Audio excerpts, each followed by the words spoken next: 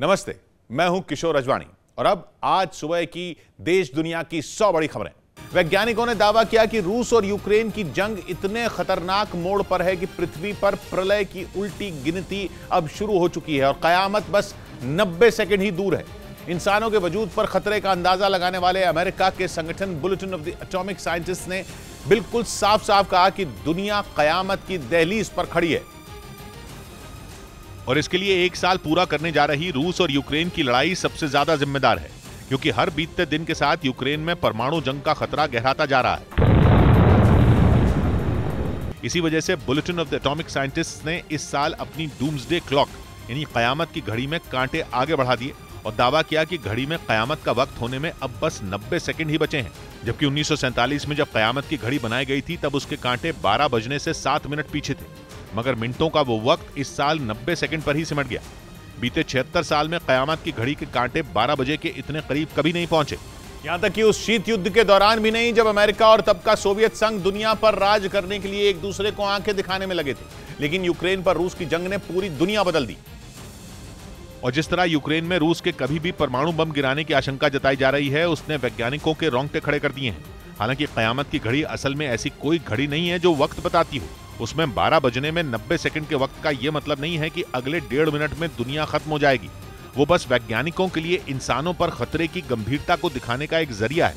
कयामत की घड़ी में 12 बजने यानी आधी रात होने का मतलब है प्रलय, विनाश। हर साल उसके कांटों को आगे या पीछे करके वैज्ञानिक दुनिया के लिए खतरे की तरफ इशारा करते हैं। घड़ी के कांटे 12 बजे के जितने करीब होंगे, खतरा उतना ही ज्यादा होगा। बीते 3 साल से यह घड़ी प्रलय से 100 सेकंड पीछे थी, लेकिन अब घड़ी का वक्त बदल गया है और वो 12 बजने के सबसे करीब जा पहुंची है। और उसी प्रलय की एक झलक दिखाई पुतिन ने, जो एक मिसाइल की शक्ल में। ज़रकॉन नाम की यह मिसाइल एक ऐसी मिसाइल है जिसका वार हुआ तो प्रलय तय है। पुतिन ने अपनी इस मिसाइल की ताकत समंदर में दिखाई। रूस का दावा है कि उसकी मिसाइल अमेरिका और ब्रिटेन के शहरों तक को निशाना बना सकती है। रूस की तरफ से इसका एक वीडियो भी जारी किया गया, जिसमें पुतिन की यह हाइपरसोनिक मिसाइल टारगेट को भेदने के लिए आसमान को चीरती हुई आगे बढ़ती दिखाई दी। ज़रकॉन की ताकत परखने का जो वीडियो रूस ने जारी किया, उसमें अटलांटिक महासागर में एक रूसी युद्धपोत एडमिरल गर्शकोव तेजी से आगे बढ़ता नजर आया। उस दौरान जंगी जहाज के अंदर मिसाइल दागने की तैयारी होती रही। सारी तैयारी पूरी होने के बाद युद्धपोत से मिसाइल छोड़ दी गई, जिसके बाद आग उगलती हुई ज़रकॉन मिसाइल युद्धपोत से निकली और फिर पलक झपकते ही तेजी से टारगेट की तरफ बढ़ गई। और रूस की तरफ से यह दावा किया गया कि ज़रकॉन मिसाइल ने समंदर में मौजूद अपने टारगेट को तबाह कर दिया, जो वहां से करीब 900 किलोमीटर की दूरी पर मौजूद था। मतलब यह मिसाइल कोई ऐसी वैसी मिसाइल नहीं है, बल्कि आसमान में उड़ती मौत है। और कहा जाता है कि यह पुतिन के तरकश का वो तीर है जो कभी खाली नहीं जाता, यानी जिसके ऊपर ज़रकॉन मिसाइल का वार होगा उसका खात्मा तय है। एक रिपोर्ट के मुताबिक पिछले साल मई में रूस ने पहली बार इस हाइपरसोनिक मिसाइल का परीक्षण किया था और जब इस मिसाइल ने बैरेंट्स सागर के ऊपर हुंकार भरी थी तो पूरी दुनिया चौंक गई थी। पुतिन की यह मिसाइल अपनी तेजी की वजह से दागने के कुछ ही पलों में गायब हो जाती है, क्योंकि इस मिसाइल की रफ्तार 11,000 किलोमीटर प्रति घंटा से भी ज्यादा है और ये 1,000 किलोमीटर दूर अपने दुश्मन को तबाह करने की ताकत रखती है। मतलब यह कि भनक लगने से पहले ही यह मिसाइल अपने दुश्मन का काम तमाम कर देगी। और तो और 30 फीट लंबी इस मिसाइल में 200 किलोटन परमाणु हथियार लोड किए जा सकते हैं। रूस का दावा है कि ज़रकॉन मिसाइल से रूस, अमेरिका और ब्रिटेन के शहरों को एक झटके में तबाह कर सकता है, जिसकी कई बार पुतिन धमकी भी दे चुके हैं, क्योंकि उनकी लाख चेतावनियों के बाद भी नेटो देश यूक्रेन को एक से बढ़कर एक हथियार दे रहे हैं, जिनके दम पर यूक्रेन 11 महीने से रूस के सामने खड़ा है। पश्चिमी मीडिया का दावा है कि इसी वजह से पुतिन ने 4 जनवरी को ज़रकॉन मिसाइल से लैस जंगी जहाज एडमिरल गर्शकोव को अमेरिका की तरफ रवाना किया था। और अब पुतिन ने समंदर में ज़रकॉन की ताकत दिखाकर पश्चिमी देशों को खुली चुनौती दे दी, क्योंकि समंदर में जिस जगह रूस का जंगी जहाज मौजूद है, वहां से अमेरिका के कई शहर ज़रकॉन मिसाइल की रेंज में। मतलब पुतिन ने यह साफ कर दिया कि अगर अमेरिका ने रूस के खिलाफ आक्रामक रवैया नहीं छोड़ा तो वो अपनी इस परमाणु मिसाइल से उसके शहरों पर वार करने से भी नहीं चूकेंगे। इधर लखीमपुर हिंसा मामले के मुख्य आरोपी और केंद्रीय गृह राज्य मंत्री अजय मिश्र टेनी के बेटे आशीष मिश्र को सुप्रीम कोर्ट ने शर्तों के साथ अंतरिम जमानत दे दी। कोर्ट ने उन्हें 8 हफ्ते के लिए रिहा करने का आदेश दिया, लेकिन शर्तों का उल्लंघन करने पर जमानत रद्द भी हो सकती है। सुप्रीम कोर्ट ने अंतरिम जमानत देते हुए आशीष मिश्र को यूपी और दिल्ली से बाहर रहने का आदेश दिया है। कोर्ट से आशीष मिश्र के साथ हत्या के 4 और आरोपियों को भी जमानत मिली। मामले की अगली सुनवाई 14 मार्च को होगी। उधर पूर्व मंत्री और पाकिस्तान तहरीक इंसाफ पार्टी के नेता फवाद चौधरी के गिरफ्तार होने के बाद इमरान खान पर भी गिरफ्तारी की तलवार लटकने लगी। इमरान खान की पार्टी पीटीआई के कई नेताओं ने ट्वीट करके यह आशंका जताई कि इमरान को कभी भी अरेस्ट किया जा सकता है। जिसके बाद रोटी के संकट से जूझ रहे पाकिस्तान में सियासी बवाल खड़ा हो गया। इमरान खान की गिरफ्तारी की आशंका ने उनके समर्थकों को भड़का दिया। लाहौर में उनके सरकारी आवास के बाहर सैकड़ों समर्थकों की भीड़ जमा हो गई। वहां शहबाज शरीफ सरकार के खिलाफ नारे लगाए जाने लगे। इमरान खान के समर्थक उनकी गिरफ्तारी होने पर आर पार की लड़ाई की कस्में खाने लगे। वहां से आए एक वीडियो में एक आदमी अपने बच्चों को लेकर जाता दिखाई दिया। वो इमरान खान की गिरफ्तारी पर पुलिस से भी भिड़ जाने के लिए तैयार नजर आया। इनकी लाशों को ऊपर से लेके जाएंगे, वो अगर गिरफ्तार करके लेके जाएंगे। इससे पहले फवाद चौधरी ने इमरान खान के आवास के बाहर ही एक प्रेस कॉन्फ्रेंस की, जहां बड़ी संख्या में जुटे लोगों के बीच फवाद चौधरी ने शहबाज शरीफ सरकार पर इमरान खान की गिरफ्तारी की तैयारी करने का आरोप लगा दिया। इसके साथ ही उन्होंने वहां से पाकिस्तान की सरकार को खुली चुनौती भी दे दी और साफ कह दिया कि अगर इमरान खान को गिरफ्तार किया गया तो पाकिस्तान सुलग उठेगा। पाकिस्तान के सबसे बड़े लीडर को गिरफ्तार करके पाकिस्तान में क्या आग लगाना चाहते हैं? बताया गया कि जब फवाद चौधरी इमरान खान के आवास से लौट रहे थे, उसी वक्त उन्हें इस्लामाबाद पुलिस ने गिरफ्तार कर लिया, जिसके बाद फवाद चौधरी की पत्नी ने उनको अगवा करने का आरोप लगा दिया। हालांकि बाद में पुलिस ने फवाद चौधरी को लाहौर की एक कोर्ट ले जाने का दावा किया, जहां उनके ऊपर फूल बरसाए गए। वहां भी फवाद चौधरी के बागी तेवर बरकरार रहे। बताया गया कि उन्हें पाकिस्तान के चुनाव आयोग के खिलाफ अपमानजनक टिप्पणी करने के मामले में गिरफ्तार किया गया। और इसी केस में कुछ रोज पहले पाकिस्तान के चुनाव आयोग ने इमरान खान और फवाद चौधरी समेत पीटीआई के 3 नेताओं के खिलाफ वारंट जारी किया था, जिसके बाद इस्लामाबाद की पुलिस ने फवाद चौधरी के खिलाफ कार्रवाई की और उन्हें लाहौर से गिरफ्तार करके इस्लामाबाद ले जाने लगी। लेकिन इस दौरान बवाल और बढ़ गया। लाहौर से आए एक वीडियो में फवाद चौधरी को लेकर जाता पुलिस का एक काफिला दिखाई दिया, जिसे एक इलाके में पाकिस्तान तहरीक इंसाफ के एक नेता ने अपने समर्थकों के साथ रोक लिया। पीटीआई नेता पुलिस की गाड़ी के सामने आ गए, जिन्हें कुछ पुलिस वालों ने वहां से हटा दिया। इमरान खान की पार्टी ने आरोप लगाया कि पुलिस फवाद चौधरी को बिना लाहौर हाई कोर्ट में पेश किए इस्लामाबाद लेकर जा रही थी। मुझे हाथ से लगो, अदालत के अहकाम को मानना पड़ेगा। इस बीच पाकिस्तान के झेलम शहर में फवाद चौधरी की गिरफ्तारी के विरोध में प्रदर्शन किया गया। वहां प्रदर्शनकारियों से पुलिस वालों की झड़प भी हुई। इधर उत्तर प्रदेश के बाद अब बिहार में भी फर्जी कागजात के जरिए सरकार से आर्थिक मदद लेने वाले मदरसों की जांच होगी। पटना हाईकोर्ट ने राज्य के करीब 2500 मदरसों की जांच कराने का आदेश दिया। साथ ही जांच पूरी होने तक 609 मदरसों को दी जाने वाली सरकारी मदद पर रोक लगा दी। हाईकोर्ट ने एक जनहित याचिका पर सुनवाई करते हुए यह आदेश दिया, जिसमें राज्य के भीतर चलने वाले कई मदरसों पर फर्जी दस्तावेज के जरिए सरकारी मदद लेने का आरोप है। इस बीच तुर्की के दुश्मन ग्रीस को रूस के विदेश मंत्री सर्गेई लावरोव ने चेतावनी दी कि वो अमेरिका के बहकावे में ना आए, नहीं तो उसे भारी नुकसान उठाना पड़ेगा। माना जा रहा है कि ऐसा करके रूस ने नेटो देश तुर्की को अपने पाले में लाने की कोशिश की, क्योंकि तुर्की ने भले ही जंग में खुले तौर पर रूस का कभी विरोध नहीं किया, लेकिन वो यूक्रेन को हथियार देकर मजबूत जरूर करता रहा। तुर्की ने कई बार यूक्रेन की मदद के लिए घातक हथियारों की सप्लाई की है। उसके बारकताश TB2 ड्रोन तो जंग में यूक्रेन के लिए गेम चेंजर साबित हुए। इसके साथ ही उसने अपनी भरोसेमंद बख्तरबंद गाड़ी किर्पी की एक बड़ी खेप भी यूक्रेन भेजी थी और तुर्की के ये हथियार रूसी सेना के लिए ही सिरदर्द साबित हुए। इसी वजह से माना जा रहा है कि रूस ने ग्रीस के साथ उसके तनाव का फायदा उठाने के लिए एक अलग दांव खेल दिया। रूस ने नेटो देश ग्रीस को चेतावनी दे दी कि वो अमेरिका से दूरी बना ले और रूस के खिलाफ भी कदम उठाने से बाज आए। रूस ग्रीस से इसलिए भी चिढ़ा हुआ है क्योंकि यूक्रेन पर हमले के बाद उसने पश्चिमी देशों के रूस पर लगाए गए प्रतिबंध का साथ दिया था, जबकि तुर्की ने ऐसा नहीं किया था। बल्कि नेटो देश होने के बाद भी उसने रूस के लिए अपने हवाई क्षेत्र को बंद नहीं किया। इसके साथ ही तुर्की और रूस के बीच व्यापारिक संबंधों में भी मजबूती देखी गई और इसीलिए माना जा रहा है कि रूस को इस बात की उम्मीद है कि तुर्की देर सवेर उसके पाले में आ सकता है, जिसके लिए उसने तुर्की के दुश्मन ग्रीस को धमका दिया। क्योंकि तुर्की और ग्रीस की लड़ाई में अमेरिका ग्रीस की तरफ झुकता दिख रहा है। कहा जा रहा है कि वो अपने खतरनाक फाइटर जेट F-35 भी ग्रीस को देने की तैयारी में है, जबकि तुर्की को F-35 देने के लिए बाइडन तो तैयार दिख रहे हैं, लेकिन वहां की संसद ने उसे मंजूरी नहीं दी है। और कहा जा रहा है कि इसी वजह से तुर्की बुरी तरह परेशान है, क्योंकि ग्रीस के हाथ अगर अमेरिका के F-35 फाइटर जेट लग गए तो तुर्की के लिए मुसीबत कई गुना बढ़ जाएगी और ग्रीस जब चाहेगा उसे आंखें दिखा देगा। बस तुर्की की इसी परेशानी का फायदा रूस उठाता नजर आ रहा है, क्योंकि वो ग्रीस से बुरी तरह नाराज है। पहले ग्रीस उस पर लगाए गए प्रतिबंधों के साथ खड़ा हुआ और फिर इसके बाद उसने यूक्रेन को S-300 डिफेंस सिस्टम देने की भी पेशकश की थी, जिसे ग्रीस ने सोवियत संघ के दौर में खरीदा था और इसे आज भी रूस के सबसे घातक हथियारों में एक माना जाता है। कहा जा रहा है कि इसी के बाद से ग्रीस रूस को खटकने लगा और उसने धमकी देकर ग्रीस और अमेरिका दोनों को विलन साबित करने की कोशिश की, ताकि यूक्रेन के साथ जंग में तुर्की उसके साथ आकर खड़ा हो जाए। इधर पठान फिल्म की रिलीज के बीच देश भर में कहीं लोगों ने जश्न मनाया तो कहीं फिल्म का जोरदार विरोध किया गया। इस फिल्म के बेशर्म रंग गाने में अभिनेत्री दीपिका पादुकोण के भगवा रंग की बिकनी पहनने पर विवाद खड़ा हुआ था, जिसके बाद से ही कई हिंदूवादी संगठन इस फिल्म को रिलीज नहीं करने की मांग कर रहे थे। लेकिन तमाम विरोध प्रदर्शनों के बावजूद फिल्म पठान देश भर में रिलीज हो गई, जिसके बाद कहीं लोगों ने इसका जोरदार विरोध किया तो कहीं लोगों ने जश्न मनाया। जो तस्वीरें बिहार के भागलपुर से सामने आई उनमें दिखा कि कुछ हिंदूवादी संगठनों के लोगों ने एक सिनेमाघर के बाहर पहुंचकर फिल्म के बैनर के चिथड़े उड़ा दिए। इससे पहले फिल्म के विरोध में उतरे लोगों ने उस सिनेमाघर के बाहर लगे बैनर को उखाड़ा और फिर उसे फाड़ने के बाद उसमें आग लगा दी। ऐसा फिल्म नहीं चलेगा जो एक धर्म विशेष को टारगेट करता है। इसी तरह मध्य प्रदेश के ग्वालियर में भी फिल्म की रिलीज के बीच कई हिंदूवादी संगठनों से जुड़े लोग सड़कों पर उतर आए, जिन्होंने पूरे शहर में फैलकर कई सिनेमाघरों के बाहर फिल्म के खिलाफ जोरदार प्रदर्शन किया और ये चेतावनी दी कि वो ग्वालियर में इस फिल्म को किसी भी थिएटर में चलने नहीं देंगे। मध्य प्रदेश के दूसरे शहरों में भी फिल्म के विरोध में इसी तरह के हालात देखे गए और उन शहरों में इंदौर भी शामिल रहा।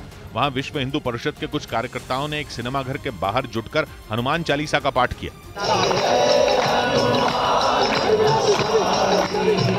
इस विरोध प्रदर्शन के दौरान वहां पुलिस वाले तैनात रहे, लेकिन इसके बावजूद वहां सुबह 9 बजे के शो को रद्द करना पड़ा। राज्य की राजधानी भोपाल से भी कुछ इसी तरह की तस्वीरें सामने आई। वहां भी कई हिंदूवादी संगठनों से जुड़े लोगों ने सिनेमाघरों के बाहर इकट्ठा होकर हंगामा किया। लेकिन इस फिल्म को जितने विरोध का सामना करना पड़ा, उतना ही इसकी रिलीज पर लोगों ने जश्न भी मनाया। कई राज्यों में लोग एक्टर शाहरुख खान और दीपिका पादुकोण की फिल्म पठान की रिलीज पर काफी खुश दिखे और यही वजह रही कि वो ये फिल्म देखने के लिए रिलीज के पहले ही दिन थिएटर पहुंच गए। दिल्ली से सामने आई तस्वीरों में दिखा कि एक सिनेमाघर के बाहर लोग बैंड लेकर पहुंचे।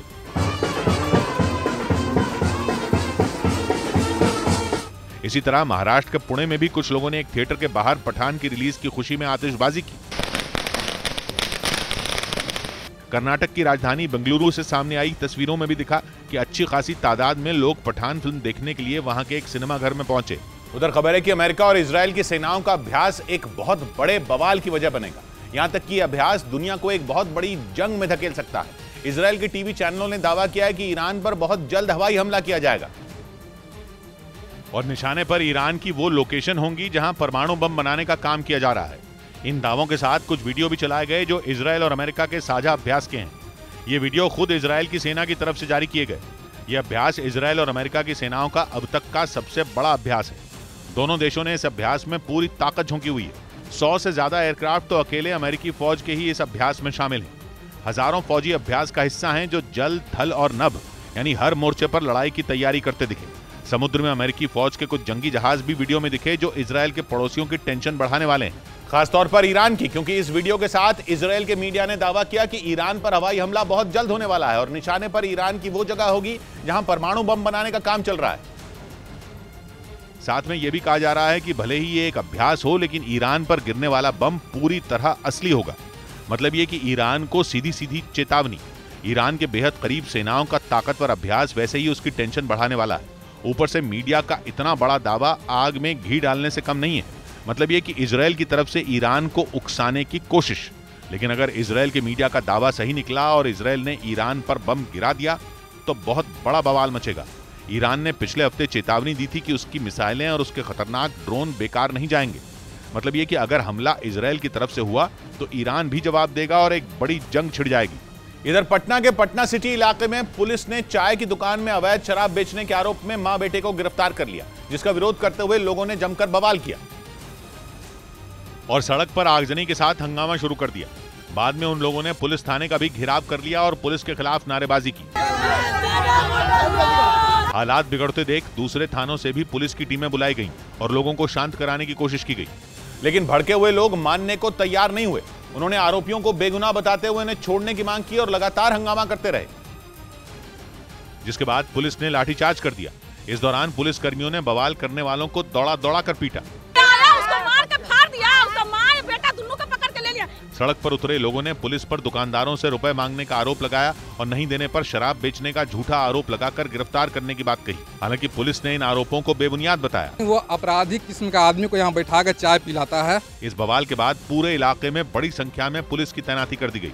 इस बीच तालिबान अब चीन से खतरनाक ब्लोफिश ड्रोन खरीदना चाहते हैं। दोनों के बीच कूटनीतिक और आर्थिक रिश्ते लगातार मजबूत हुए और उसी के बल पर अफगानिस्तान को चीन से यह डील होने की भी पूरी उम्मीद है, जिसके लिए तालिबान अपने खजाने में बचे कुचे पैसे भी खर्च करने को तैयार हैं। आर्टिफिशियल इंटेलिजेंस की मदद से कंट्रोल होने वाला चीन का ब्लोफिश ड्रोन एक छोटे से हेलीकॉप्टर की तरह दिखता है, जो न सिर्फ मोटर लॉन्च कर सकता है बल्कि ग्रेनेड हमले और मशीन गन से फायरिंग भी कर सकता है, जिसे चीन की इयान नाम की कंपनी ने समुद्र और पहाड़ दोनों इलाकों के हिसाब से तैयार किया है, जिसका वजन करीब 14 किलो है और ये 15 किलो तक वजन के साथ उड़ सकता है। एक बार में करीब 60 मिनट तक उड़ान भरने वाले इस घातक ड्रोन की रफ्तार 70 किलोमीटर प्रति घंटा है। इधर तमिलनाडु के इरोड जिले में खराब मौसम की वजह से आर्ट ऑफ लिविंग के संस्थापक श्री श्री रविशंकर के हेलीकॉप्टर की इमरजेंसी लैंडिंग कराई गई और मौसम साफ होने के बाद रवाना किया गया। हेलीकॉप्टर में श्री श्री रविशंकर के साथ 4 और लोग मौजूद थे। बताया गया कि वो बेंगलुरु से तिरुपुर जा रहे थे, लेकिन खराब मौसम की वजह से सत्यमंगलम टाइगर रिजर्व इलाके में उनके हेलीकॉप्टर की इमरजेंसी लैंडिंग करानी पड़ी। उधर जम्मू कश्मीर के रामबन और बनिहाल में बारिश और पहाड़ खिसकने की वजह से कांग्रेस की भारत जोड़ो यात्रा रोक दी गई, जिसकी जानकारी कांग्रेस नेता जयराम रमेश ने ट्वीट कर दी। उन्होंने रामबन और बनिहाल में यात्रा रुकने की वजह बारिश और खराब मौसम को बताया। बताया गया कि भारत जोड़ो यात्रा 27 जनवरी की सुबह 8 बजे फिर शुरू होगी। इस बीच बागेश्वर धाम वाले धीरेन्द्र कृष्ण शास्त्री को पुलिस ने क्लीन चिट दे दी। उन पर नागपुर में हुई कथा के दौरान अंधविश्वास फैलाने का आरोप लगा था, जिसकी शिकायत पुलिस से अंधश्रद्धा निर्मूलन समिति नाम के संगठन से जुड़े लोगों ने की थी, जिनका आरोप था कि बागेश्वर धाम वाले धीरेन्द्र कृष्ण शास्त्री लोगों को जादू टोना दिखाकर अंधविश्वास की तरफ धकेल रहे हैं। हालांकि नागपुर पुलिस ने इन आरोपों को खारिज कर दिया। इस प्रकार की कोई भी बात जो कि एक्ट के अंतर्गत गुनाह होता है वैसी नहीं है। पुलिस के मुताबिक उनकी एक टीम ने नागपुर में हुए उस कार्यक्रम की सारी फुटेज की तलाशी ली, जिसके बाद उन पर एंटी सुपरस्टिशन और ब्लैक मैजिक एक्ट यानी जादू टोने से जुड़े कानून के तहत मामला दर्ज करने के कोई सबूत हाथ नहीं लगे और इसलिए नागपुर पुलिस ने धीरेन्द्र कृष्ण शास्त्री को अंधविश्वास फैलाने के आरोप से बरी कर दिया। हालांकि पुलिस की जांच पूरी होने के बावजूद इस मुद्दे पर बहस बंद नहीं हुई और शिकायत करने वाली संस्था के अध्यक्ष ने आरोप लगाया कि पुलिस ने यह फैसला धीरेन्द्र कृष्ण शास्त्री के दबाव में लिया। पुलिस का जो कानूनी दिमाग होता है उसने ये निकाला हुआ निष्कर्ष नहीं है, इतना तो मैं डेफिनेटली कहूंगा। दूसरी तरफ बागेश्वर धाम वाले धीरेन्द्र कृष्ण शास्त्री इस फैसले से पूरी तरह संतुष्ट नजर आए। हमें कानून पर भरोसा, संविधान पर भरोसा था और उसी के कारण आज सब की जीत हुई।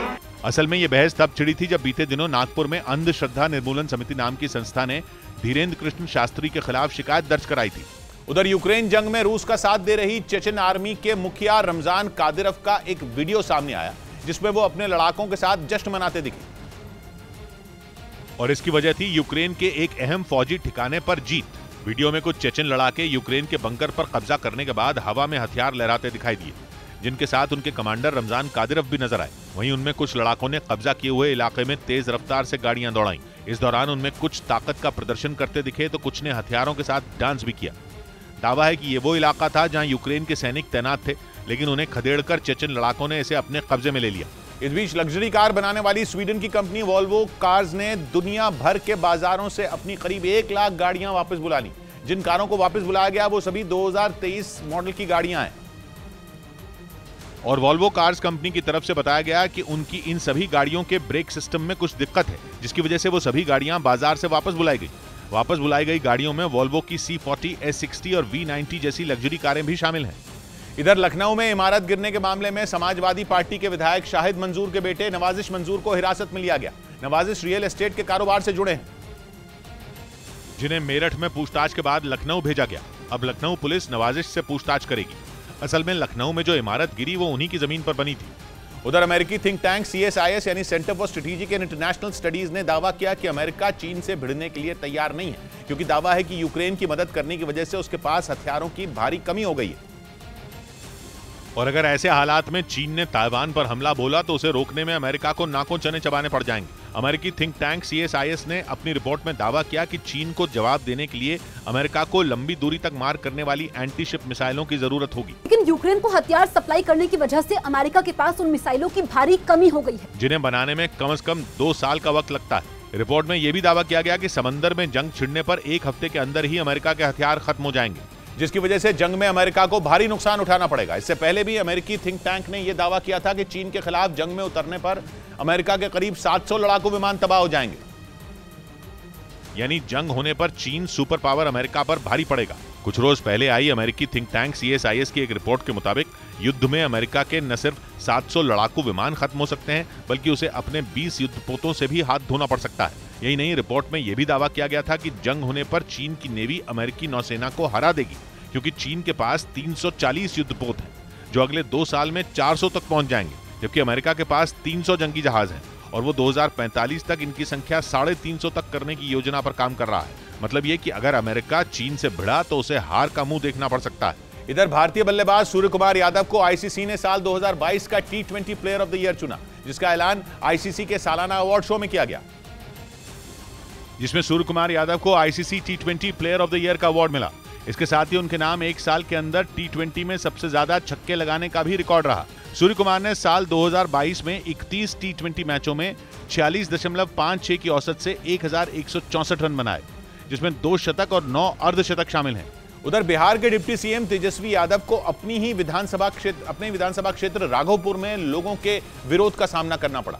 करीब 60 करोड़ रुपए की विकास योजनाओं की शुरुआत करने पहुंचे आरजेडी नेता तेजस्वी यादव को विकास के मुद्दे पर राघोपुर में 2 जगहों पर कुछ लोगों ने रोक लिया, जिसके लिए वो लोग तेजस्वी यादव के काफिले के सामने आ गए और उनकी गाड़ी को घेर लिया। प्रदर्शनकारियों ने आरजेडी नेता के सामने इलाके में सड़क बनवाने की मांग की। इस दौरान तेजस्वी ने अपनी गाड़ी का दरवाजा खोलकर उनकी मांगों को सुना। घोषणा कर दीजिए सर। जिसके बाद तेजस्वी यादव के काफिले को आगे बढ़ाने के लिए कुछ पुलिस वालों ने लोगों को समझा बुझाकर वहां से हटाया। इसी तरह राघोपुर में एक दूसरी जगह पर कुछ छात्र सड़क पर उतर आए और उन्होंने तेजस्वी यादव से वहां डिग्री कॉलेज खोलने की मांग की। तेजस्वी यादव वापस जाओ, वापस जाओ, वापस जाओ। विरोध करने के लिए ये छात्र कुछ पर्चे लेकर आए थे जिन पर उनकी मांगे लिखी दिखी। इस बीच रूस के पूर्व राष्ट्रपति और पुतिन के वफादार दिमित्री मेदवेदेव ने उनके देश की सेना के पास मिसाइलों की कमी होने की खबरों को सिरे से खारिज कर दिया। पश्चिमी मीडिया की तरफ से लगातार ये खबरें आती रही हैं कि यूक्रेन से जंग लड़ रहे रूस के पास हथियारों की कमी हो गई है, जिससे उबरना उसके लिए मुश्किल होता जा रहा है। पश्चिमी मीडिया ने समय समय पर यह दावा किया कि रूसी सेना के पास सबसे ज्यादा कमी मिसाइलों की है। दावा किया गया कि अब रूस के पास इतनी मिसाइलें भी नहीं बची हैं कि वो उनसे लंबे वक्त तक यूक्रेन पर हमला कर पाए। लेकिन पश्चिमी मीडिया की इन खबरों पर रूस की सिक्योरिटी काउंसिल के डिप्टी चेयरमैन दिमित्री मेदवेदेव ने ब्रेक लगा दिया और यह दावा किया कि रूस के खिलाफ फैलाई जा रही ये खबरें गलत हैं। ये बयान उन्होंने रूस के इज़्विस्क शहर में रूस की सेना के लिए हथियार बनाने वाली कंपनी के एक प्लांट में दिया, जहां वो कुछ हथियारों के सैंपल देखने पहुंचे थे। इस दौरान रूस के पूर्व राष्ट्रपति मेदवेदेव ने दावा किया कि उनके देश की सेना के पास भरपूर मात्रा में हथियार हैं। उन्होंने साफ कहा कि जंग को शुरू हुए 11 महीने बीत जाने के बाद भी रूस के पास हथियारों की कोई कमी नहीं है। साथ ही दिमित्री मेदवेदेव ने बताया कि आने वाले दिनों में नए हथियारों की हजारों यूनिट की सप्लाई रूसी सेना को होनी है। उधर अमेरिका के टेक्सास में आए एक जबरदस्त बवंडर से तबाही मच गई। वहां मौजूद ह्यूस्टन शहर का तो इसने नक्शा बिगाड़ के रख दिया और ऐसी तबाही मचाई कि पूरे शहर में उथल पुथल मच गई। ह्यूस्टन से आए एक वीडियो में वहां मौजूद कुछ घर और दुकानें पूरी तरह बर्बाद नजर आए।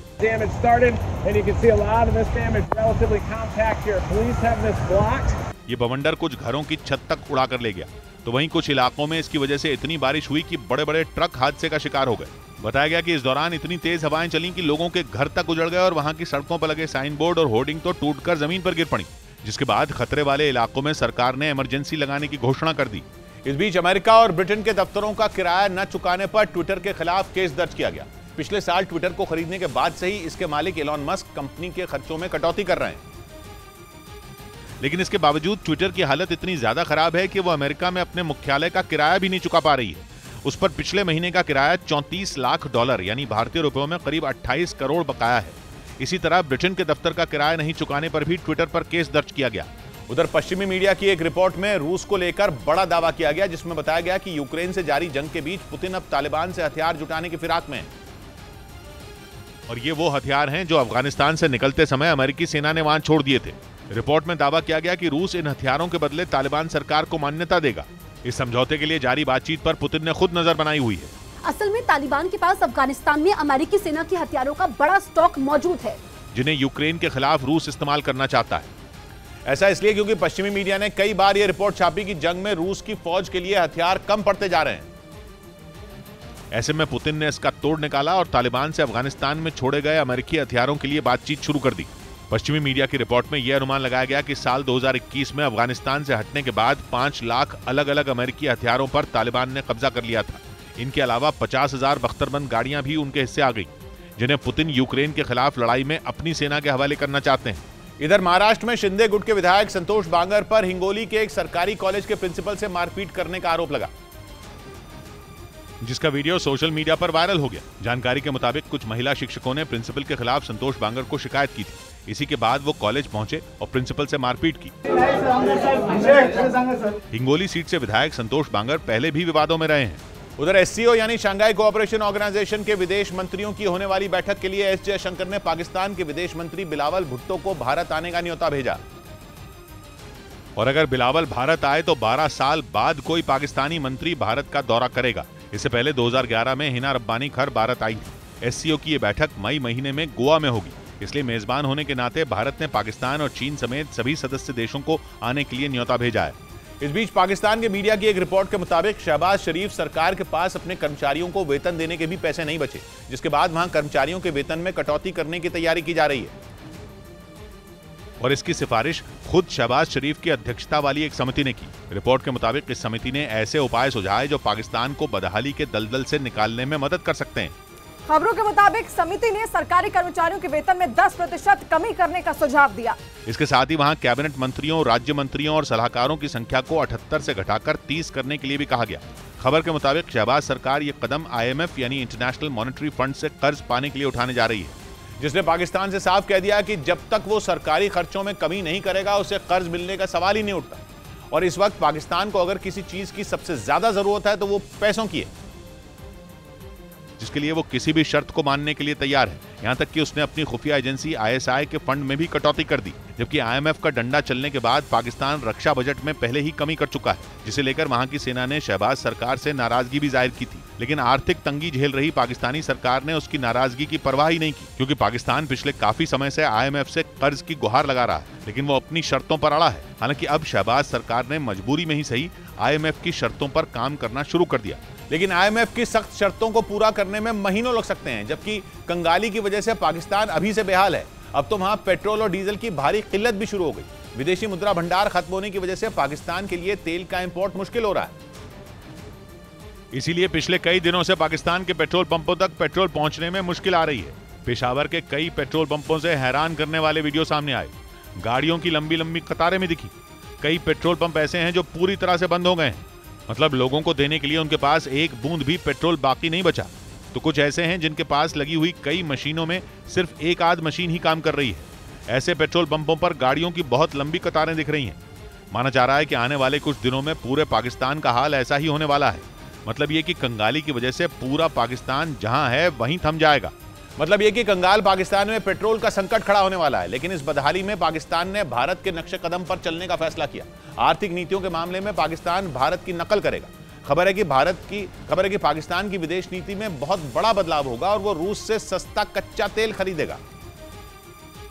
उससे भी बड़ी बात यह कि रूस को पेमेंट डॉलर में नहीं होगी, बल्कि चीन की करेंसी युआन में रूस को कच्चे तेल की पेमेंट की जाएगी। भारत और रूस के रिश्ते तो हमेशा से मजबूत रहे हैं, लेकिन पाकिस्तान से रूस की कभी नहीं बनी।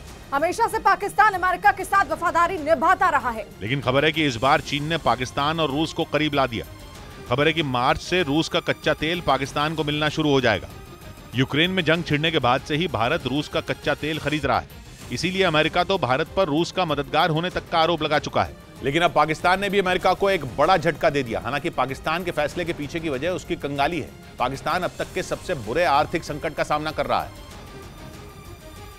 और उसे संकट से निकालने के लिए IMF से बेल आउट पैकेज की जरूरत है।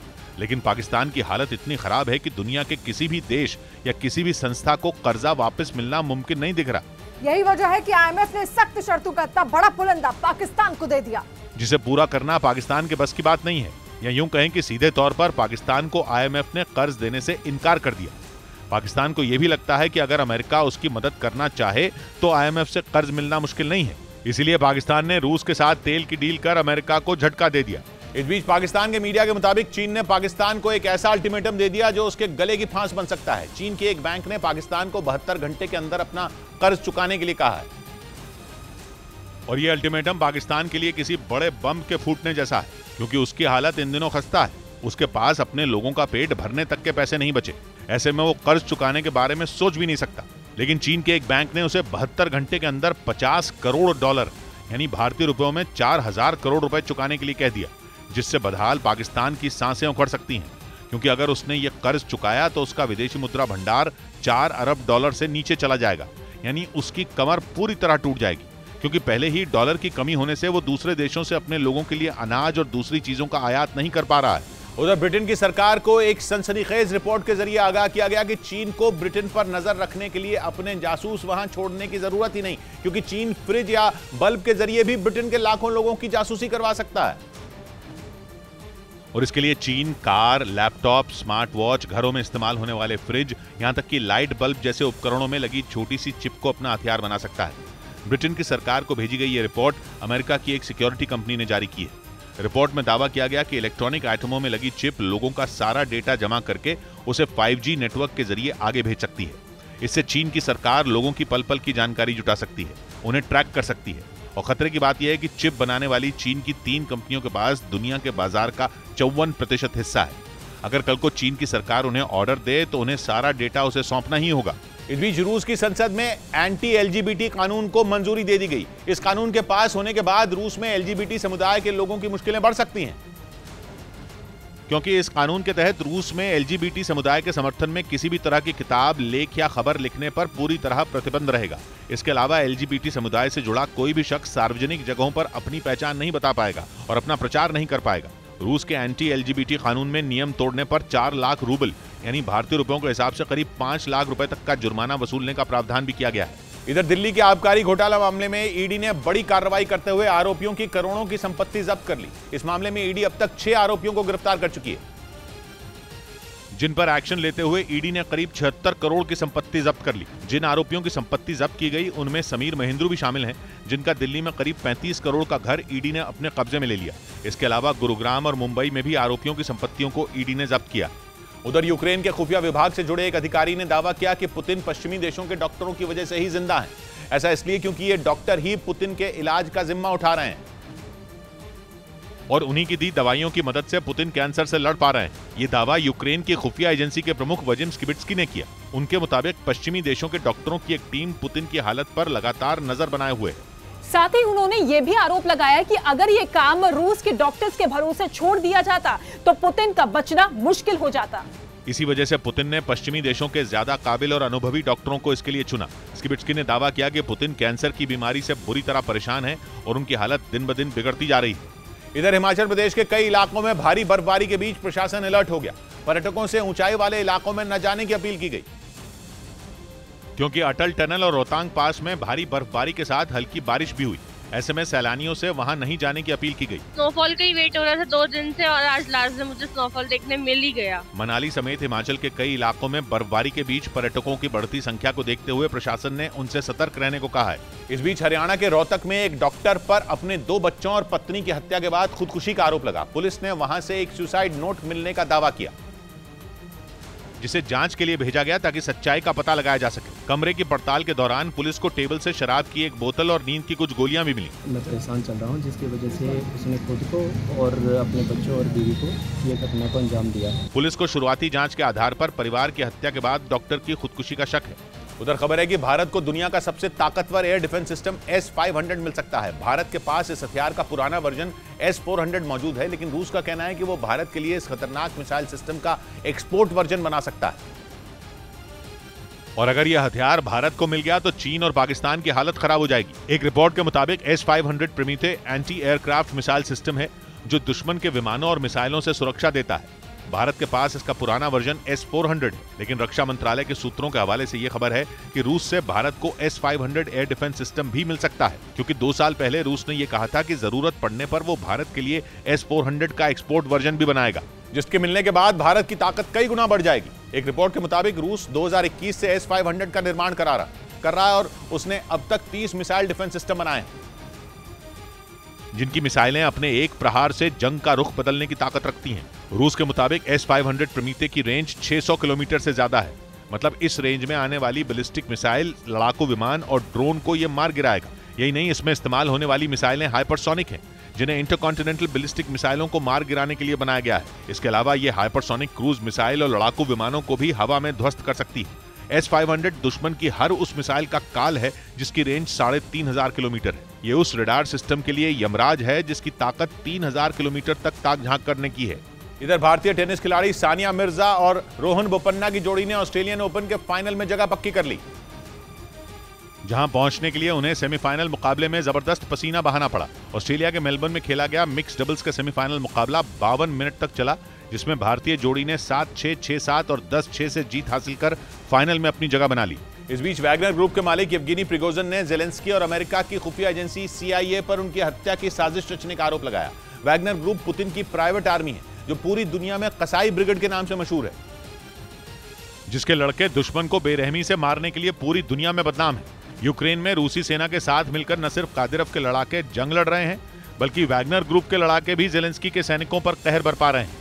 लेकिन इस बीच वैगनर ग्रुप के मालिक येवगेनी प्रिगोजिन ने यह आरोप लगाया कि ज़ेलेंस्की और अमेरिका की खुफिया एजेंसी CIA उनकी हत्या करने की साजिश रच रही है। उनका कहना है कि जिस तरह पिछले साल अगस्त में पुतिन के करीबी अलेक्जेंडर दुगिन की बेटी को मारा गया था, उसी तरह उन्हें भी मारने का प्लान तैयार किया गया है। इधर मुंबई पुलिस ने करीब 19 लाख के नकली नोटों के साथ 2 लोगों को गिरफ्तार कर लिया। दोनों पर बाजार में नकली नोटों की सप्लाई का आरोप है, जिन्हें पुलिस ने धर दबोचा। इनमें फहीम शेख नाम के आरोपी की गिरफ्तारी मुंबई के मालवनी इलाके से हुई, जबकि महबूब शेख नाम का दूसरा आरोपी पालघर से पकड़ा गया। 19 लाख के 2 आरोपी फहीम शेख और पालघर का महबूब शेख, इन दोनों से प्राप्त किया है पुलिस ने। पुलिस इस बात की जांच में जुटी है कि इनके पास नकली नोट कहां से आए और इनकी छपाई कहां की गई। कुछ रोज पहले छापे में मालवनी इलाके से ही 60 लाख रुपए के नकली नोट बरामद हुए थे। उधर पिछले साल मोहाली में पंजाब पुलिस के मुख्यालय पर हुए रॉकेट लॉन्चर हमले के मामले में NIA ने दीपक नाम के आरोपी को गिरफ्तार कर लिया। पकड़े गए आरोपी का संबंध पाकिस्तान में बैठे आतंकी रिंदा से बताया गया, जिसने पिछले साल 9 मई को मोहाली में पंजाब पुलिस के मुख्यालय पर रॉकेट लॉन्चर से हमला करवाया था। आरोप है कि गिरफ्तार किया गया दीपक उर्फ रंगा भी उस हमले की साजिश में शामिल था। NIA ने आरोपी दीपक को नेपाल बॉर्डर से गिरफ्तार किया। इस बीच पश्चिमी मीडिया ने दावा किया कि यूक्रेन जंग में आत्मघाती ड्रोन देकर मदद करने वाले ईरान को रूस अपने ताकतवर हेलीकॉप्टर बेच सकता है। इससे पहले ईरान रूस से सुखोई 35 खरीदने की भी डील कर चुका है। यानी जिस तरह से ईरान जंग में शाहिद 136 ड्रोन देकर रूस के हाथ मजबूत कर रहा है, उसी तरह पुतिन भी ईरान को ताकतवर हथियारों से लैस करने में जुटे हैं, क्योंकि रूस पहले ही ईरान को हाइपरसोनिक मिसाइल और सुखोई 35 लड़ाकू विमान देने का वादा कर चुका है।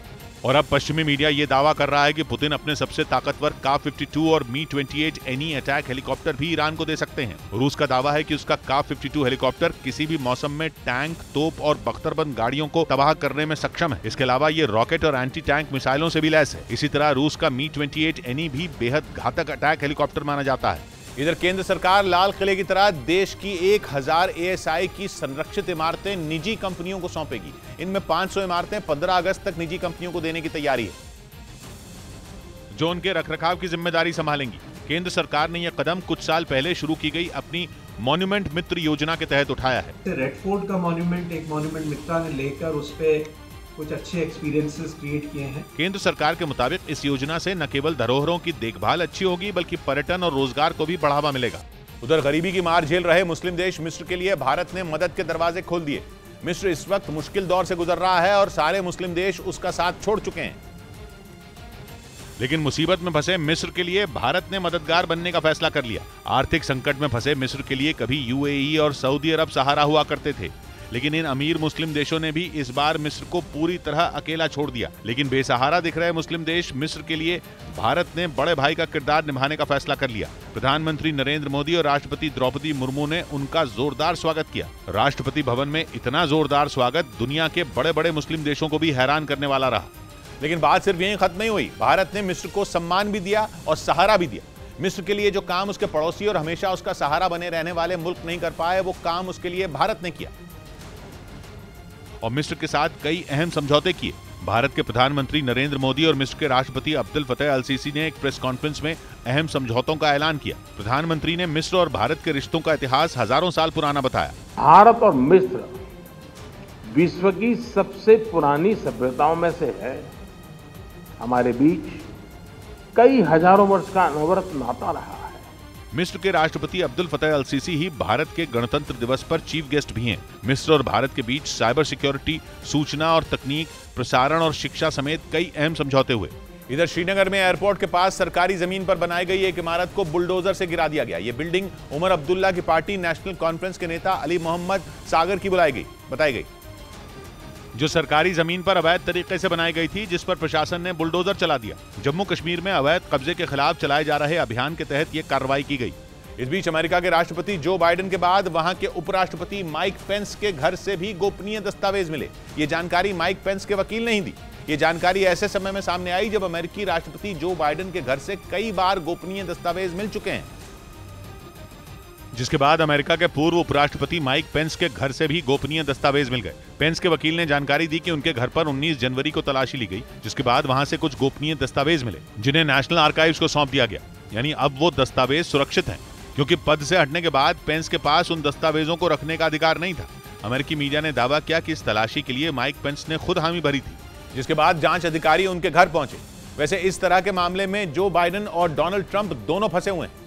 ट्रंप के घर पर पिछले साल सितंबर में छापे पड़े थे और बाइडेन के घर और दफ्तर की पिछले साल नवंबर से कई बार तलाशी ली जा चुकी है और इस दौरान वहां 20 से अधिक सीक्रेट डॉक्यूमेंट मिल चुके हैं, जिसके बाद बाइडेन ने इस पर हैरानी जताई थी और कहा था कि उन्हें इन दस्तावेजों के उनके घर से मिलने पर आश्चर्य है और वो इस मामले की जांच में सहयोग करेंगे। जबकि ट्रंप का कहना है कि बाइडेन अपनी पावर का गलत इस्तेमाल करके जांच का रुख बदल सकते हैं, क्योंकि शुरू में बाइडेन के घर और दफ्तर पर एफबीआई ने छापा नहीं मारा था, जबकि ट्रंप के घर पर पहली ही बार में एफबीआई की टीम पहुंच गई थी और अब एक और बड़े नाम के घर से वैसे ही दस्तावेज मिले।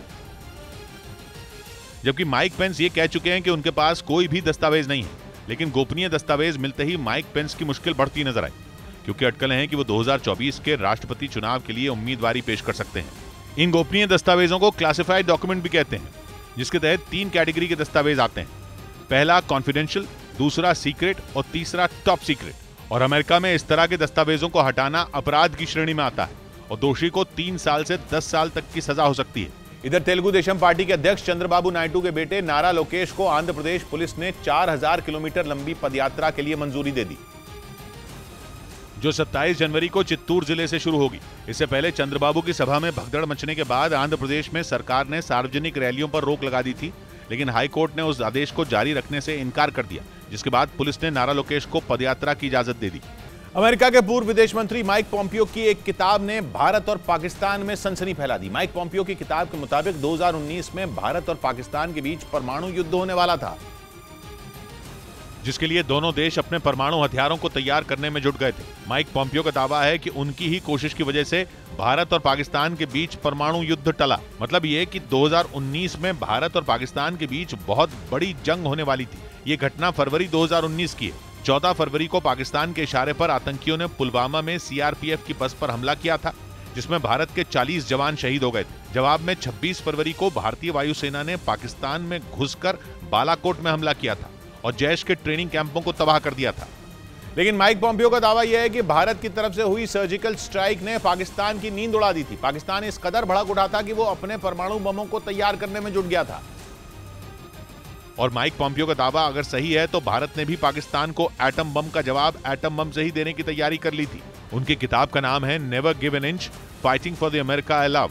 किताब में उन्होंने लिखा कि भारत और पाकिस्तान की तैयारियों की खबर उन्हें किसी जासूस ने नहीं, बल्कि खुद भारत की उस वक्त की विदेश मंत्री सुषमा स्वराज ने दी थी।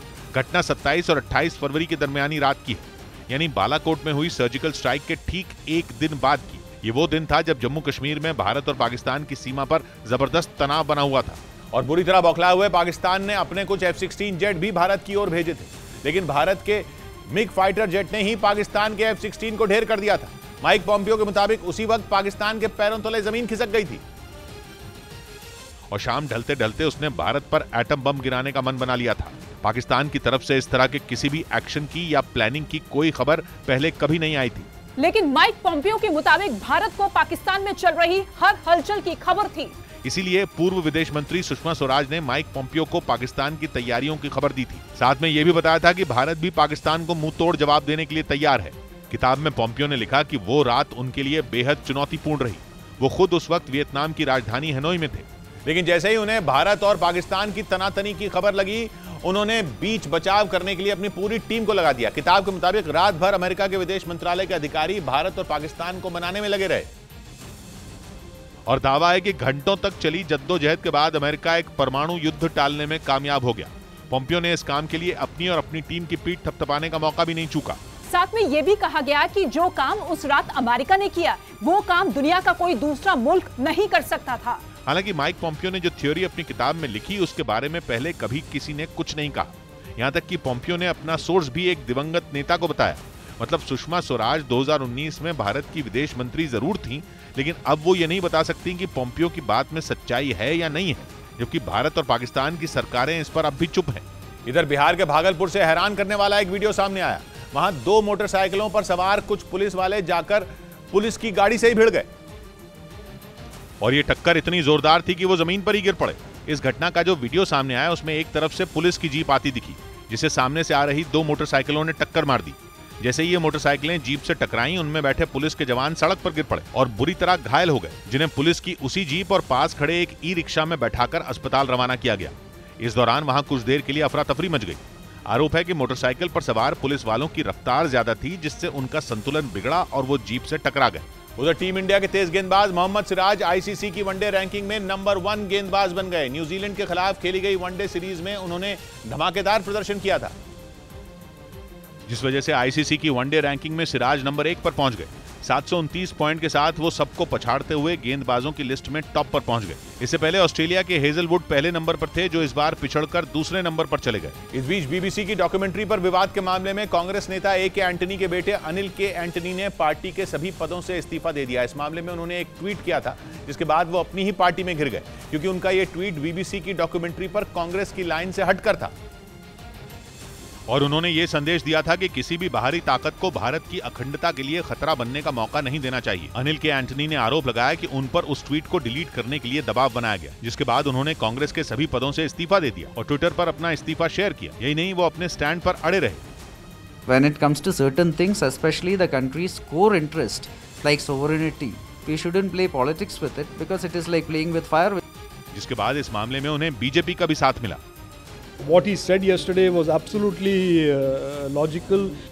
यानी बीबीसी की डॉक्यूमेंट्री के विवाद पर कांग्रेस में ही फूट पड़ गई, वो भी इसलिए क्योंकि उसके अपने ही एक नेता ने डॉक्यूमेंट्री को देश के लिए खतरा माना, जिसके बाद बीजेपी को कांग्रेस की विचारधारा पर उंगली उठाने का मौका मिल गया, क्योंकि इस मामले पर अनिल के एंटनी की राय बीजेपी से मिलती जुलती है। उधर खबर आई कि कांग्रेस आलाकमान ने पार्टी नेताओं को संवेदनशील मुद्दों पर संभलकर बोलने की नसीहत दी। सूत्र बता रहे हैं कि ऐसा दिग्विजय सिंह के सर्जिकल स्ट्राइक का सबूत मांगने वाले बयान की वजह से किया गया, क्योंकि दिग्विजय के बयान ने कांग्रेस की किरकिरी कर दी। राहुल गांधी को खुद कहना पड़ा कि कांग्रेस का दिग्विजय के बयान से कोई लेना देना नहीं है। यही नहीं, उन्होंने साफ कर दिया था कि सेना के मुद्दे पर कांग्रेस को कोई सबूत नहीं चाहिए। राहुल जी ने स्वयं कहा जो कांग्रेस पार्टी है वो भारतीय सेना को सम्मान करती है। सूत्र बता रहे हैं कि इस मामले में कांग्रेस ने सख्ती बढ़ा दी और पार्टी लाइन से अलग हटकर बोलने वालों को चेतावनी दी और 4 मुद्दों पर संभलकर बोलने की नसीहत दी। ये 4 मुद्दे हैं हिंदुत्व, धर्म, राष्ट्रवाद और सेना। क्योंकि पिछले कुछ समय से कांग्रेस के कई नेता इन 4 मुद्दों पर कुछ ऐसा बयान दे देते हैं जिससे रायता फैल जाता है और आलाकमान के लिए उसे समेटना मुश्किल हो जाता है। रही बात बीजेपी की, तो उसे कांग्रेस नेताओं के बयान से बिना कुछ किए फायदा होता है, जिसका असर 2024 के चुनाव पर पड़ सकता है। इस बीच अमेरिका के शिकागो में लूट का विरोध करने पर कुछ हमलावरों ने एक भारतीय छात्र की गोली मारकर हत्या कर दी। ये घटना 22 तारीख की बताई गई, जब 3 भारतीय छात्र वहां बाजार में खरीदारी करने जा रहे थे। तभी कुछ लोगों ने उन्हें रोककर लूटपाट की कोशिश की। बताया गया कि इसी दौरान तीनों लड़कों ने वहां से भागने की कोशिश की और हमलावरों ने उन पर गोलियां चला दी। इस घटना में आंध्र प्रदेश के रहने वाले देवांश नाम के लड़के की गोली लगने से मौत हो गई, जबकि साई चरण नाम का लड़का बुरी तरह घायल हो गया। बताया गया कि तीसरा भारतीय लड़का इस हमले में बाल बाल बच गया। इधर एक दिन पहले आए उछाल के बाद दूसरे दिन शेयर बाजार में भारी गिरावट देखने को मिली। सेंसेक्स और निफ्टी दोनों ही लाल निशान पर बंद हुए और भारी गिरावट की वजह से एक दिन में ही निवेशकों को करीब 3.5 लाख करोड़ रुपयों का नुकसान उठाना पड़ा। सेंसेक्स 773 अंक गिरकर 60,205 पर बंद हुआ, जबकि निफ्टी भी 226 अंक लुढ़ककर 17,891 पर बंद हुआ। उधर रूस ने यूक्रेन में तैनात अपने सबसे ताकतवर टैंक T-90M से दुश्मन के ठिकाने पर हमले करने का एक वीडियो जारी किया। यह वीडियो रूस के रक्षा मंत्रालय की तरफ से शेयर किया गया, जिसमें रूस के ताकतवर टैंक T-90M यूक्रेन की अलग अलग जगहों पर जेलेंस्की की सेना के ठिकानों को गोले दागकर तबाह करते नजर आए। वीडियो में ये टैंक हर तरह के रास्तों पर बड़ी आसानी से दौड़ते दिखे, फिर चाहे वहां कीचड़ हो या बर्फ या फिर वो रास्ता कितना भी उबड़ खाबड़ी क्यों ना हो। और यही वजह है कि बीते दिनों रूस के इस टैंक की यूक्रेन की सेना के कमांडर ने तारीफ की थी। खबर है कि अभी इन टैंकों को रूसी सेना ने यूक्रेन के बखमुत में तैनात किया हुआ है, जिनसे निपटने के लिए जेलेंस्की के जवानों को कड़ी मशक्कत करनी पड़ रही है। असल में यूक्रेन के बखमुत में पिछले कुछ दिनों से दोनों देशों की सेनाओं के बीच जंग और ज्यादा भीषण हुई है। ऐसे में यूक्रेन की सेना के उस कमांडर ने दावा किया कि रूस के T-90M टैंक से मुकाबला करने के लिए 3 टैंकों को एक साथ मोर्चे पर उतारना पड़ रहा है, क्योंकि दावा है कि रूस अपने घातक T-90M टैंक से यूक्रेन की फौज पर भीषण हमले कर रहा है। रूस के T-90M टैंक T-90 टैंकों का आधुनिक वर्जन है जो दुनिया के सामने 2017 में आए थे। इन टैंकों में ऐसा सिस्टम फिट है जो इन्हें एंटी टैंक मिसाइलों से बचा सकता है, जो T-90M को दूसरे टैंकों से खास बनाता है। इधर उत्तर प्रदेश की योगी आदित्यनाथ की सरकार में मंत्री नंद गोपाल नंदी को MP MLA कोर्ट ने 1 साल सजा सुनाई। उन्हें 2014 लोकसभा चुनाव के वक्त दर्ज करवाए गए एक केस में दोषी पाया गया, जिसके बाद उन्हें 1 साल की सजा सुनाई गई। इसके साथ ही उन पर 10,000 रुपए का जुर्माना भी लगाया गया। 2014 के लोकसभा चुनाव के दौरान प्रयागराज में उनके खिलाफ केस दर्ज किया गया था। उन पर अपने समर्थकों के साथ मिलकर उस वक्त के समाजवादी पार्टी के सांसद रेवती रमन सिंह पर जानलेवा हमला करने का आरोप था। उस वक्त नंद कुमार नंदी कांग्रेस पार्टी में थे। उधर अपने दुश्मन ग्रीस के साथ अमेरिका को खड़ा देखकर तुर्की ने भी अपनी तैयारी तगड़ी कर दी। उसने अपने पहले बिना पायलट वाले फास्ट ड्रोन फाइटर जेट का दूसरा सफल फ्लाइट टेस्ट किया। अगली खास बात यह है कि इस ड्रोन फाइटर जेट को तुर्की ने ही बनाया है, जिसका नाम है किजिल एल्मा। दावा है कि किजिल एल्मा सेना के किसी एक नहीं बल्कि कई तरह के मिशनों को अंजाम देने में माहिर होगा। वो मिसाइल से हमले भी कर सकेगा और दुश्मन के एयर डिफेंस को तहस नहस भी करके रख देगा।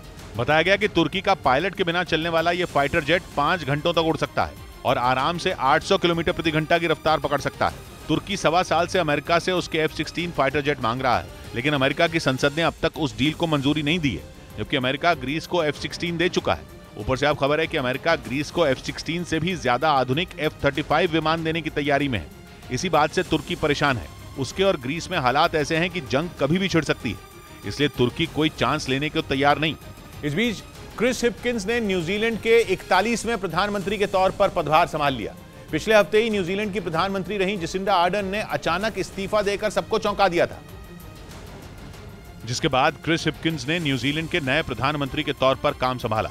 पद संभालते ही क्रिस हिपकिंस ने आर्थिक चुनौतियों से निपटने का वादा किया। हिपकिंस का कार्यकाल 9 महीने से भी कम वक्त का होगा, क्योंकि न्यूजीलैंड में अक्टूबर में आम चुनाव होने हैं।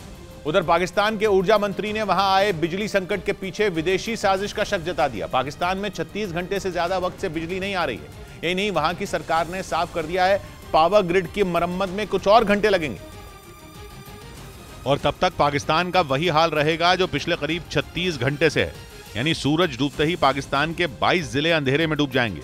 ऐसा इसलिए होगा क्योंकि पाकिस्तान की नेशनल पावर ग्रिड ठप पड़ी हुई है और वहां की सरकार उसकी मरम्मत में जुटी है।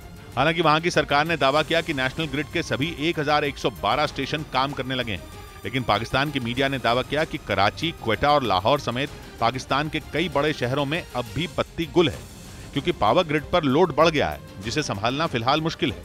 क्योंकि न्यूक्लियर पावर प्लांट के फिर से काम करने में 2 से 3 दिन लग जाएंगे, यानी पाकिस्तान पर बिजली संकट बरकरार है। और इन सबके बीच पाकिस्तान सरकार उल जलूल बयान दे रही है, जिससे साबित हो गया कि पाकिस्तान का ध्यान अपना सिस्टम सुधारने पर नहीं बल्कि अपनी गलती पर पर्दा डालने पर है, क्योंकि वहां के ऊर्जा मंत्री ने पाकिस्तान पर आए बिजली संकट के पीछे विदेशी साजिश का शक जता दिया कि क्या कहीं हमारे सिस्टम में कोई बैरूनी मुदाखलत तो नहीं हुई इंटरनेट कंप्यूटर के जरिए।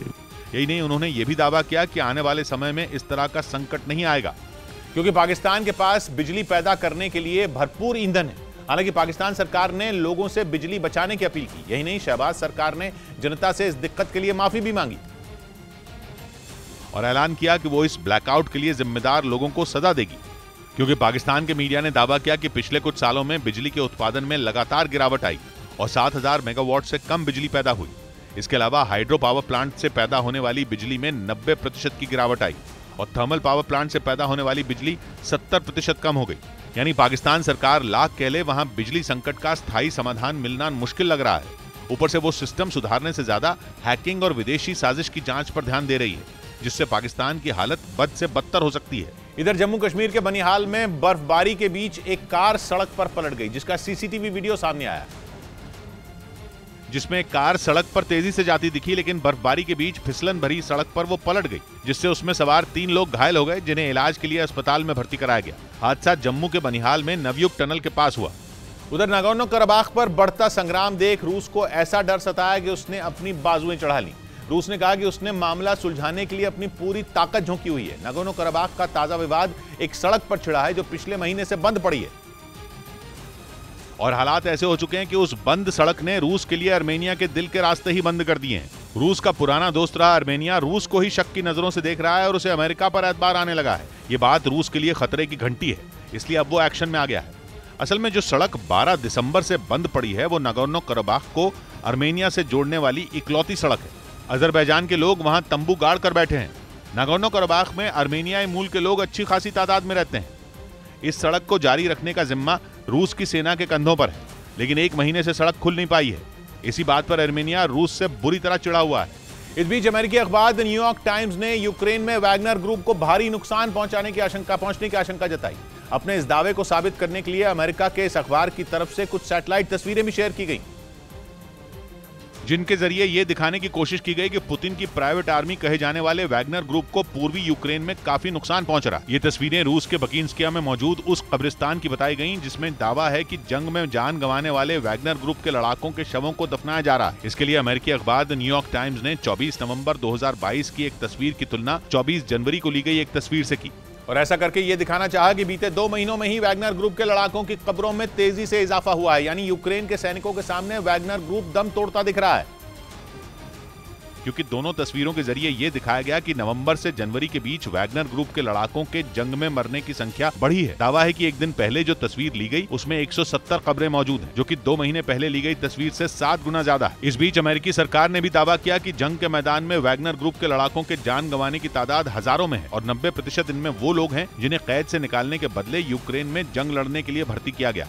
इधर मुंबई में पनवेल महानगर पालिका के पूर्व डिप्टी मेयर जगदीश गायकवाड़ की पिटाई कर दी गई, जिसका आरोप वंचित बहुजन अघाड़ी पार्टी के कार्यकर्ताओं पर लगा। उनकी पिटाई का एक वीडियो भी सामने आया, जिसमें मुंबई के चूना भट्टी इलाके में एक होटल से बाहर निकलते वक्त 7 लोग उन पर हमला करते दिखे। इस दौरान जगदीश गायकवाड़ को बुरी तरह पीटा गया और उनके कपड़े फाड़ दिए गए। आरोप है कि उन्होंने 1 महीना पहले वंचित बहुजन अघाड़ी के अध्यक्ष प्रकाश आंबेडकर के खिलाफ अपशब्द कहे थे, जिसके बाद से वो उनकी पार्टी के कार्यकर्ताओं के निशाने पर थे।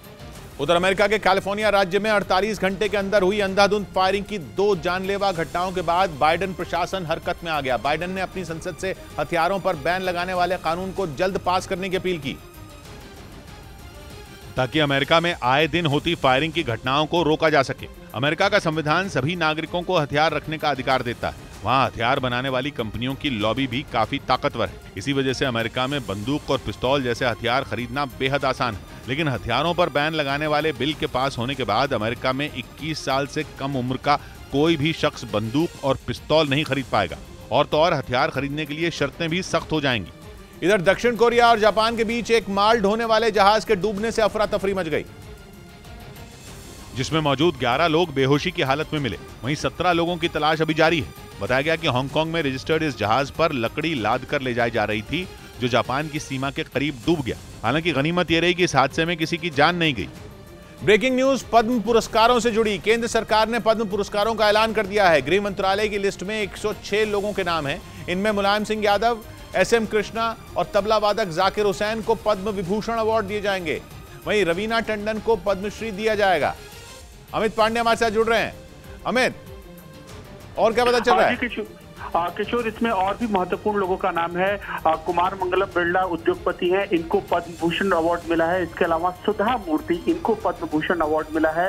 इसके अलावा कला और विज्ञान से जो जुड़े क्षेत्र के लोगों हैं, इनको भी पद्म श्री अवार्ड मिला है। कुल मिलाकर 15 पद्म भूषण अवार्ड, 6 पद्म विभूषण और 91 पद्म श्री अवार्ड मिले हैं। और एक काफी विस्तृत प्रक्रिया थी और उसके बाद ये अवार्ड दिए गए हैं। 26 अनसंग हीरो हैं, यानी कि देश की मिट्टी से वो लोग जो खामोशी से अपना काम करते हैं और देश की सेवा कर रहे हैं। शुक्रिया अमित आपका। इस बीच जेएनयू में बीबीसी की डॉक्यूमेंट्री की स्क्रीनिंग पर छात्रों के 2 गुटों में झड़प हो गई। स्क्रीनिंग रात के वक्त हुई और उसी समय बिजली चली गई, जिसके बाद जेएनयू कैंपस में हंगामा होने लगा, पथराव तक हुआ। एक तस्वीर में छात्रों पर पथराव होता नजर भी आया। ये सारा बवाल बीबीसी की उस डॉक्यूमेंट्री की स्क्रीनिंग की वजह से शुरू हुआ, जिसे सोशल मीडिया से हटाया जा चुका है। जेएनयू छात्र संघ के अध्यक्ष की अगुवाई में छात्रों का एक गुट ये डॉक्यूमेंट्री देख रहा था, लेकिन तभी बिजली कट गई, जिसके बाद हंगामा शुरू हो गया और डॉक्यूमेंट्री देख रहे छात्रों ने आरोप लगाया कि एबीवीपी के छात्रों ने उन पर पथराव किया। इस तरीके से एबीवीपी के लोग उधर भी पत्थरबाजी करने लग गए। यही नहीं, उन्होंने रात में ही पुलिस थाने तक मार्च निकाला, जिसके बाद जेएनयू छात्र संघ की अध्यक्ष आयशी घोष ने एबीवीपी के 25 छात्रों के खिलाफ शिकायत दर्ज कराई, लेकिन एबीवीपी ने इन आरोपों को सिरे से नकार दिया। और दावा किया कि पथराव करने वाले छात्र दिल्ली यूनिवर्सिटी और जामिया यूनिवर्सिटी के थे। दिल्ली यूनिवर्सिटी से कई स्टूडेंट आए थे, इसमें आप देखिए जामिया के कई स्टूडेंट हैं। साथ ही एबीवीपी ने साफ कर दिया कि भले ही वो बीबीसी की डॉक्यूमेंट्री की स्क्रीनिंग के पक्ष में ना हो, लेकिन वो इस मामले पर किसी भी तरह का विवाद नहीं करना चाहता।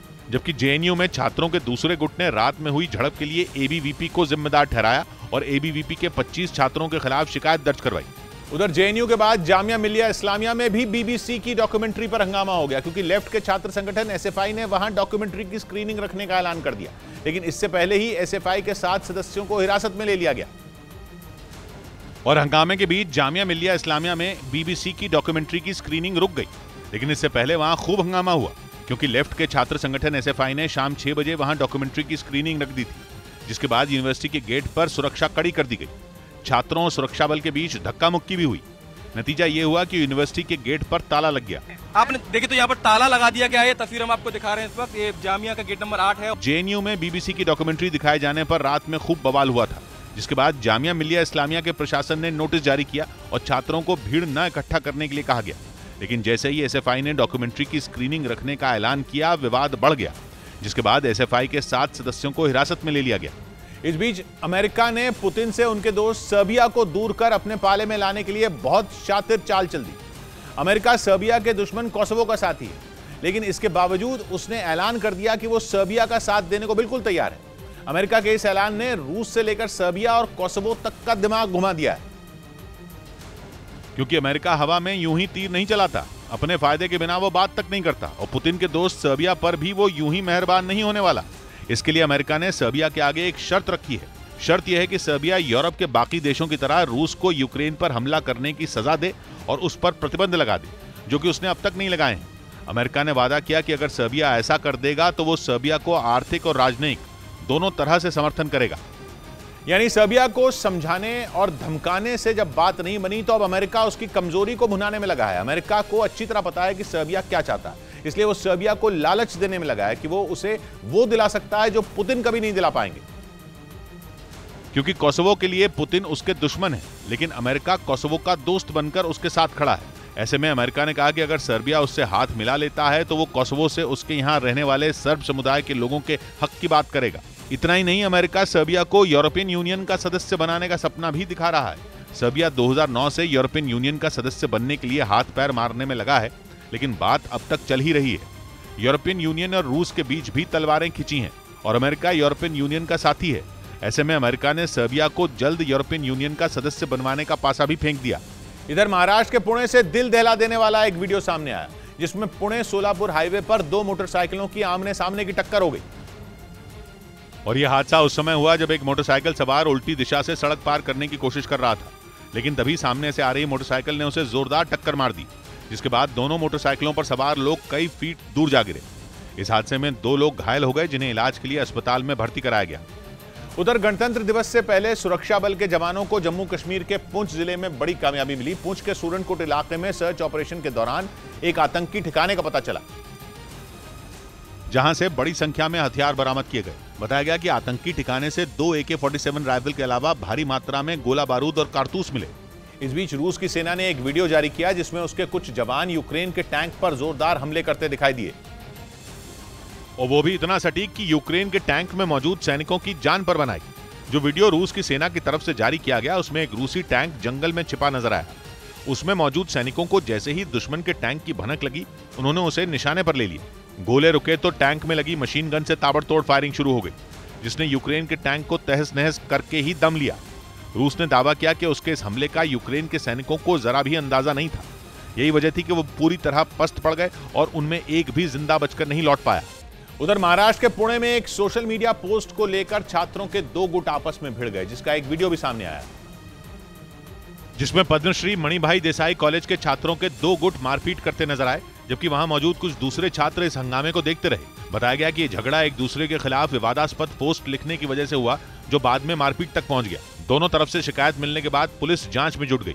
इधर LAC पर अपनी ताकत बढ़ाने के लिए भारतीय सेना ने 130 आधुनिक ड्रोन सिस्टम खरीदने की प्रक्रिया शुरू कर दी, जो सीमा पर निगरानी करने के साथ दुश्मन को ढेर करने की ताकत से भी लैस होंगे, ताकि LAC पर चीन की हर हरकत का मुंह तोड़ जवाब दिया जा सके। एक रिपोर्ट के मुताबिक भारतीय सेना के लिए 130 आधुनिक ड्रोन सिस्टम आपातकालीन प्रक्रिया के तहत खरीदे जा रहे हैं। बताया गया कि हर ड्रोन सिस्टम में 2 एरियल व्हीकल होंगे और उनमें दुश्मनों को सबक सिखाने के लिए विस्फोटक भी होंगे। मतलब ये कि निगरानी के साथ साथ ये आधुनिक ड्रोन दुश्मन को मार गिराने में भी सक्षम होंगे। बॉर्डर पर निगरानी के दौरान इन ड्रोन से जो सूचनाएं भेजी जाएंगी वो सीधे कंट्रोल रूम को मिलेंगी। यही नहीं, सेना सैनिकों के लिए 50 किलोमीटर प्रति घंटा की रफ्तार से उड़ने वाले 48 जेट पैक सूट और 100 रोबोट भी खरीदेगी।